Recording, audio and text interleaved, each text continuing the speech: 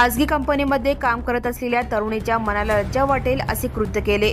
या प्रकरणी पीडितेने तक्रार दिल्यानंतरही याची दखल न घेतल्याने व विनयभंग केल्याप्रकरणी कंपनीतील 10 जणांवर जेलरोड पोलीस ठाण्यात बुधवारी रात्री गुन्हा दाखल झाला आहे।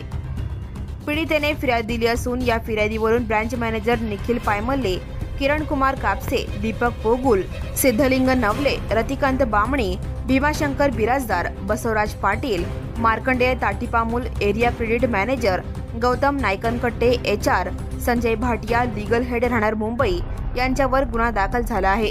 या प्रकरणी आरोपींचा शोध सुरू आहे। पीडित तरुणी ही जुनावेडी घरकुल येथील एका खासगी कंपनीमध्ये क्रेडिट प्रक्रिया सहाय्यक पदावर काम करत होती। तेव्हा पीडिता त्याच फायनान्स ऑफिसमध्ये होत असलेले गैरव्यवहार उजेडात आणत होती।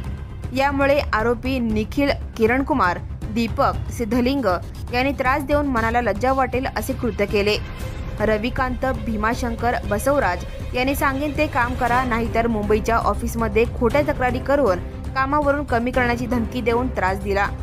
शिवाय मार्कंडे याने पीडितेची बदनामी केल्याचे फिर्यादीत म्हटले आहे।